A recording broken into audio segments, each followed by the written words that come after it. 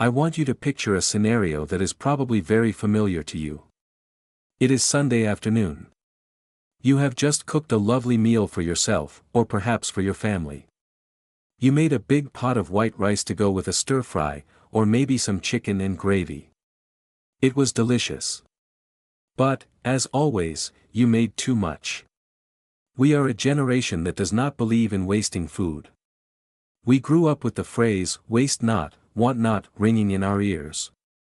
So, you look at that pot of leftover fluffy white rice sitting on the stove. You think, "I'll save that for lunch tomorrow.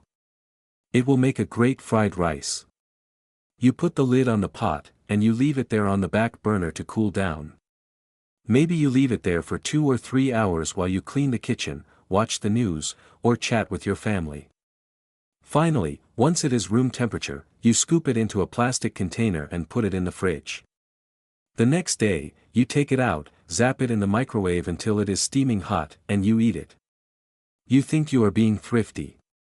You think you are being safe because you heated it up until it burned your tongue. I am here to tell you that this innocent habit, this act of saving leftovers, is playing a dangerous game with your health. That bowl of reheated rice is one of the most common causes of food poisoning in the home. There is a specific, nasty little bacteria that loves rice more than you do. It is called Bacillus cereus. And the terrifying thing about this bacteria is that it has a survival mechanism that allows it to live through boiling water, and it produces a toxin that cannot be killed by your microwave. You can boil that rice the next day until it turns to mush, and the poison will still be active. For those of us over the age of 60, whose immune systems are naturally a little slower and whose kidneys are a little more sensitive to dehydration, this leftover rice poisoning can be devastating. Today, we are going to look into the microscope at this hidden danger. We are going to explain why rice is different from other leftovers. We are going to debunk the myth that heat kills everything. And I am going to teach you the strict, non-negotiable rules for handling rice so that you never have to spend a night on the bathroom floor wondering what went wrong. To understand why rice is so risky, we have to look at where it comes from. Rice grows in the ground. It grows in paddy fields. Because of this, raw rice naturally contains spores of a bacteria called Bacillus cereus. Now, you might be thinking, but I boil the rice. Surely boiling kills bacteria? In most cases, yes. Boiling kills active bacteria like Salmonella or E. coli. But Bacillus cereus is different. It is a survivor. It produces spores. Think of a spore like a seed with a microscopic armored bunker around it. It is designed by nature to survive extreme conditions. When you boil your rice for 20 minutes, you kill the active bacteria, but the spores survive. They just sit there, dormant, waiting for their moment. The danger begins the moment you turn off the heat. This is the critical window. As the pot of rice sits on your stove and starts to cool down, it enters what food safety experts call the danger zone. This is the temperature range between 40 degrees and 140 degrees Fahrenheit. Basically, room temperature. For the rice spore, this is a signal. The heat is gone. The water is plentiful. The starch, which is sugar for bacteria, is everywhere. It is the perfect environment. The spores wake up. They germinate. They turn into active bacteria and they start to multiply. But here is the real kicker. It is not just that the bacteria grow. As they grow and multiply in that warm, moist rice, they produce a waste product. That waste product is a toxin. A poison. There are 2 types of toxins they produce, one causes diarrhea, and the other causes vomiting. The vomiting toxin is particularly nasty because it is heat stable. This means you can heat it up to 250 degrees, and the chemical structure of the poison does not break down. This is why the microwave trap is so dangerous. You take that rice out of the fridge the next day. You think, I'll just nuke it for 3 minutes to kill the bugs. You might kill the active bacteria that grew overnight. But the toxin they left behind is still there. You are eating a bowl of hot poison. This condition is so common that in the medical world, it has a nickname, fried rice syndrome. It got this name because of buffet restaurants. You know the ones. They cook a giant batch of rice in the morning. They let it sit out at room temperature for hours to dry out because dry rice makes better fried rice. Then they fry it up for dinner. By the time they fry it, the toxins are already present. The frying pan doesn't destroy them. People eat it, and 6 hours later, they are violently ill. But you can give yourself fried rice syndrome right in your own kitchen just by leaving the pot on the stove for too long. Let's talk about what this food poisoning looks like. It is not subtle. The symptoms usually hit fast, often within 1 to 5 hours after eating the rice. It starts with nausea. Then comes the vomiting. Relentless, projectile vomiting. Or, if you ingested the other toxin, it hits your intestines with severe cramping and watery diarrhea about 8 to 16 hours later. For a healthy 20-year-old, this is miserable for 24 hours, and then they bounce back. But for us? For the 60-plus demographic? It is a medical emergency. As we age, our bodies hold less water. We are more prone to dehydration. If you are vomiting and have diarrhea simultaneously, you lose fluids and electrolytes rapidly. Your potassium drops. Your sodium drops. This can cause heart arrhythmias. It can cause your blood pressure to tank, leading to fainting and falls. It can cause acute kidney injury. Every year, thousands of seniors end up hospitalized not because the bacteria ate their stomach, but because the dehydration caused their other systems to shut down. All because of a bowl of rice that sat out too long. So, does this mean you can never eat rice again? No. Rice is a staple food. It is cheap, it is easy to digest, and it is a great source of energy. The problem is not the rice, the problem is the temperature management. You have to treat cooked rice like you treat raw meat or fresh milk. You would never leave a jug of milk on the counter for 4 hours. You have to stop doing it with rice. Here is the golden rule of rice safety, the 1-hour clock. From the moment the rice finishes cooking, you have exactly 1 hour to get it into the refrigerator. Not 2 hours. Not until it feels cool. 1 hour. The longer it sits in the danger zone, the more toxins are produced. But this presents a practical problem. How do you cool down a big pot of steaming hot rice in under an hour without warming up your entire refrigerator and spoiling your milk? If you put a giant, deep pot of hot rice straight into the fridge, the center of that pot will stay hot for hours. It acts like insulation. The bacteria will have a party in the middle of the pot even while the outside is cold. You have to change your storage method. You cannot store rice in a big, deep bowl. You need surface area. The best way to cool rice safely and quickly is to spread it out. Take a large baking sheet or a very wide, shallow container. Scoop the steaming rice onto it in a thin layer. This lets the heat escape instantly. The steam evaporates, and the temperature drops rapidly. Once it is cool to the touch, which should only take about 15 or 20 minutes if it is spread out, then you put it in a container and get it into the fridge. This shallow container rule is vital. Never store leftovers in a container deeper than 2 inches. If you have a deep tub, split the food into 2 shallow ones. You want the cold air of the fridge to penetrate through the food quickly to stop the spores from waking up. Now, let's talk about the leftover limit. Even if you cool it perfectly and get it in the fridge, rice has a short shelf life. You should eat leftover rice within 24 hours. Maybe 48 hours if you are pushing your luck. But after 2 days, even in the fridge, the risk increases. And never, ever reheat rice more than once. If you heat up a big bowl of leftovers, eat what you want, and there is still some left, throw it away. Do not put it back in the fridge. Every time you change the temperature, you invite the bacteria to grow. 1 reheat only. I want to address the sniff test. We rely on our noses for everything. We smell the milk to see if it's sour. We smell the ham to see if it's off. But Bacillus cereus is a ninja. It is invisible. It is odorless. It is tasteless. You can look at a bowl of toxic rice, smell it, and taste a spoonful, and it will seem perfectly fine. It won't smell rotten. It won't look slimy. The toxin does not change the flavor. This is why it is so dangerous. You cannot trust your senses, you can only trust the clock.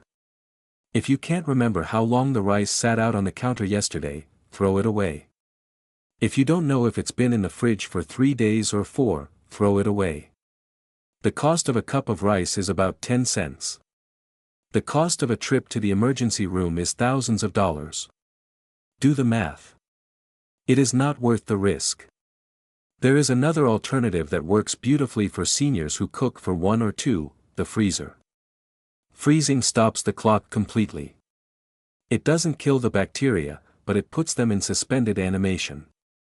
They cannot grow, and they cannot produce toxins at 0 degrees. If you make a big batch of rice, spread it out, cool it down, and then bag it into single-serving freezer bags. Put them in the freezer immediately. When you want rice for lunch, take a bag out and microwave it. This is actually safer than the fridge because the rice spends almost 0 time in the danger zone. It goes from hot, cooking, to cold, freezing, to hot, reheating. The bacteria never get a chance to set up shop. Plus, frozen rice reheats very well, the moisture helps it steam itself back to fluffy perfection. We also need to mention that this rule applies to other starchy foods too. Pasta and potatoes are cousins to rice in this regard. While rice is the most notorious offender, pasta left out on the counter can also breed Bacillus cereus. Potato salad left out at a picnic is a classic culprit. Starch is sugar, and bacteria love sugar. Treat your spaghetti with the same respect you treat your rice. Get it in the fridge fast. I want to talk about the cultural shift here. For our generation, throwing away food feels like a sin. We were raised by parents who lived through the Depression or the war. We scraped the plate. We saved every crust. To throw away a half pot of perfectly good food feels wrong. It feels wasteful. But you need to reframe this. You are not throwing away food, you are disposing of a hazardous material. Once that rice has sat out for 4 hours, it is no longer food. It is a petri dish. You wouldn't eat moldy bread just to save pennies. You shouldn't eat time-expired rice either. Your health is the most valuable asset you have. Protecting it is not wasteful, it is prudent. Let's go through a safe rice routine step by step so you can visualize it. Step 1, you cook your rice. It finishes. You serve your plates immediately. Step 2, you look at the pot. There is a lot left. You check the clock. It is 6 p.m. You have until 7 p.m. to get that rice safe. Step 3, you do not put the lid back on the pot. The lid traps the heat. You take the rice out of the hot metal pot, which holds heat, and spread it into a glass or plastic rectangular container. Step 4, you let it sit on the counter for 20 minutes until the steam stops rising. Step 5, you put the lid on the container and put it in the fridge. Step 6, the next day at lunch, 12 p.m., you take out only the amount you plan to eat. You put the rest back in the fridge instantly. Step 7, you heat your portion until it is steaming. You eat it. Step 8, any leftovers from that lunch go in the bin. This routine is simple, but it is strict. It requires you to pay attention. It stops you from casually leaving the pot on the stove until bedtime. That habit, the leaving it until cleanup time, is the habit that has to break. What if you go to a restaurant? This is another danger zone. You go out for Chinese or Indian food. You get a massive bowl of rice. You eat half. You ask for a doggy bag. The waiter puts the rice in a box. Then what do? Maybe you go to a movie. Maybe you stop at the grocery store on the way home. Maybe you sit and chat for another hour. By the time that box of rice gets to your refrigerator, it has been 3 or 4 hours. That rice is now unsafe. If you are not going straight home to put the leftovers in the fridge, do not take the rice. Leave it at the restaurant. It is not worth the sickness. Only take the leftovers if you are heading immediately to your kitchen. I also want to touch on the slow cooker issue. Many of us love our crockpots. But be careful with rice in a slow cooker. If the slow cooker is on the keep warm setting, you have to make sure it is actually hot enough. The danger zone ends at 140 degrees. Some older slow cookers might dip below that on the warm setting. If you leave rice in a lukewarm crockpot for 4 hours at a potluck, you are breeding bacteria. Use a food thermometer. Make sure your hot food stays hot, above 140 degrees, until you store it. Let's talk about the symptoms again, just so you know when to call the doctor. If you eat rice and start vomiting within an hour or two, that is classic. But the real danger is if you stop peeing. If you are so dehydrated that you haven't urinated in 6 hours, or if your urine is very dark, or if you feel dizzy when you stand up, you need fluids intravenously. You need the ER. Do not try to tough it out at home if you can't keep water down. Seniors can go into kidney failure very quickly from dehydration. There is a myth that adding vinegar or soy sauce to the rice preserves it. People think, oh, the sushi rice has vinegar, it sits out. Sushi rice is prepared very specifically with a high concentration of vinegar to lower the pH and make it acidic enough to stop bacteria. Your leftover dinner rice does not have enough vinegar to protect you. Soy sauce has salt, but not enough to sterilize the bacteria. Do not rely on condiments to keep you safe. Rely on the cold. I want to address the instant rice or minute rice versus regular rice. Does it make a difference? Not really. Whether it is basmati, jasmine, brown rice, or instant rice, they all grow in the soil. They all carry the Bacillus cereus spores. Brown rice actually has a slightly higher risk because the outer hull can trap more moisture and spores, but the difference is negligible. The handling rules are exactly the same for all types of grain. Think about your immune system as a security guard. When you were 20, your security guard was a Navy SEAL. He could handle a few intruders. He could handle a little bit of toxin in the pizza that sat out all night. Now that you are over 60, your security guard is still there, but he's a little older. He's a little slower. He might be taking a nap. If you flood the gates with toxins, he gets overwhelmed. You have to help him out. You have to keep the gates locked. That means strict food hygiene. It is also important to clean your refrigerator. If your fridge is cluttered and the air circulation is bad, or if the temperature dial is set too high, your fridge might not be cold enough. It needs to be at 40 degrees Fahrenheit or below. Get a cheap fridge thermometer and check it. If your fridge is running at 45 degrees, your rice is slowly growing poison even while chilled. So, let's reframe the Sunday rice. It is still a wonderful meal. It is still a comfort food. But the leftover rice is a ticking clock. You are the bomb squad. You have to defuse it.